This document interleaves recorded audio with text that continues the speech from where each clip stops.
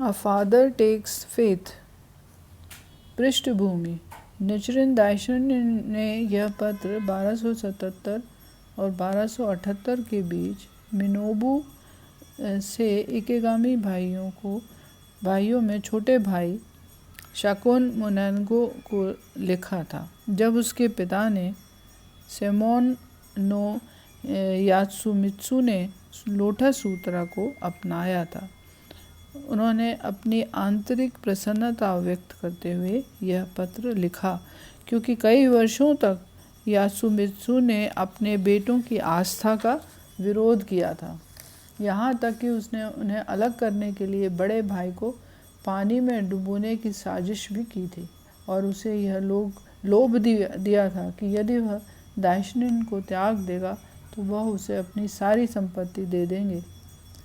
किंतु इस सब के बीच मिनोनको ने दृढ़तापूर्वक उनका विरोध किया। हालांकि दाइशनिन ने पत्रों से उसको निरंतर प्रोत्साहित किया। दाइशनिन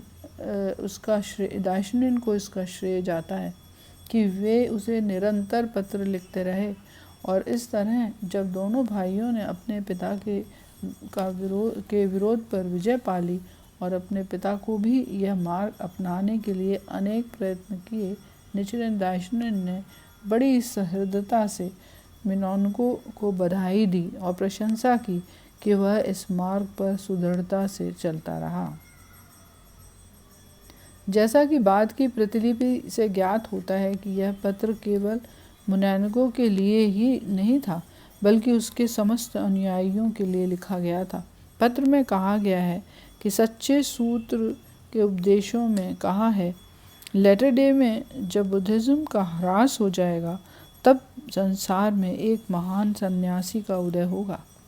इसका सीधा संबंध लोटस सूत्र के उस विवरण से है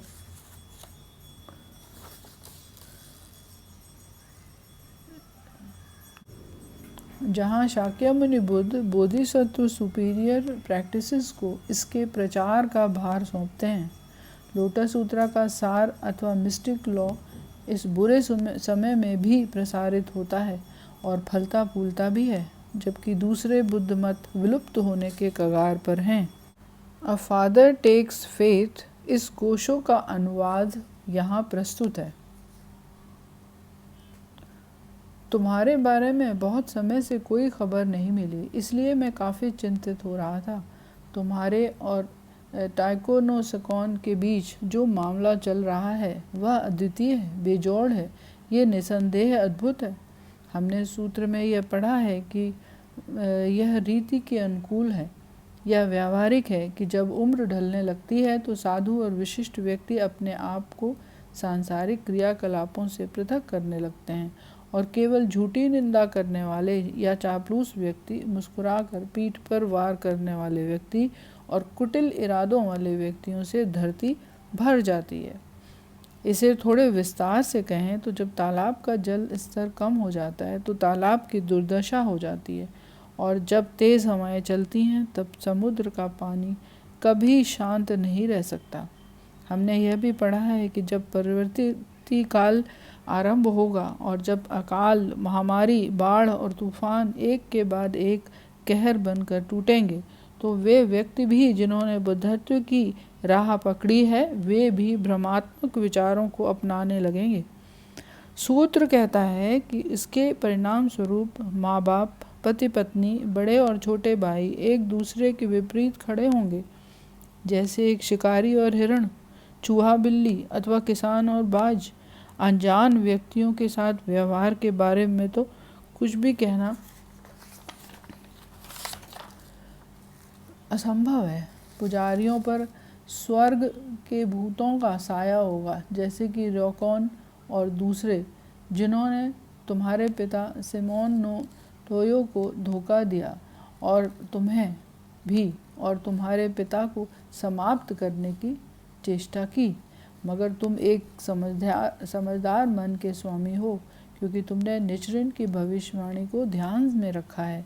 अतएव जैसे दो पहिए एक गाड़ी को सहारा देते हैं अथवा दो पैर व्यक्ति को संभाले रखते हैं, अथवा जैसे दो पंख पक्षी को उड़ने में सहायता करते हैं, अथवा जैसे सूर्य और चंद्र सारे मनुष्यों के सहायक हैं, उसी तरह तुम भाइयों के प्रयत्नों से तुम्हारे पिता ने लोटस सूत्रा में अपनी आस्था बनाई है। इसका सारा श्रेय तुम्हें जाता है। हायो नो सैकुन कि सारे कार्य इस प्रकार संपन्न हो सके हैं। सच्चे सूत्र के उपदेशों के अनुसार जब परिवर्ती काल आरंभ होगा और बुद्ध मत पूरी तरह से अस्त व्यस्त होगा, तब एक महान सन्यासी इस संसार में प्रकट होगा। उदाहरण के लिए जैसे देवदार का वृक्ष ठंड को या पाले को भी सहन कर लेता है और पेड़ों का राजा कहा जाता है, और गुलदाउदी का पौधा जो दूसरे पौधों के मुरझाने के बाद भी खिला रहता है और एक पवित्र पौधा माना जाता है। जब संसार में शांति रहती है तब महापुरुषों को पहचानना कठिन होता है। ऐसा तो तब होता है जब उत्पात का समय होता है, तब दोनों की, मूर्खों की और साधु व्यक्तियों की पहचान होती है। कितने दुख की बात है कि है नो शमोन और सागामी का स्वामी मुझ पर ध्यान नहीं दे पाए। यदि उन्होंने दिया होता तो निश्चित रूप से वे मंगोल सम्राट द्वारा भेजे गए राजदूतों का सर कलम नहीं करते और कुछ वर्ष पूर्व यहाँ पहुँचे थे। बेशक उन्हें अब इसका अफसोस है। गहरे आदर के साथ, निचरिन।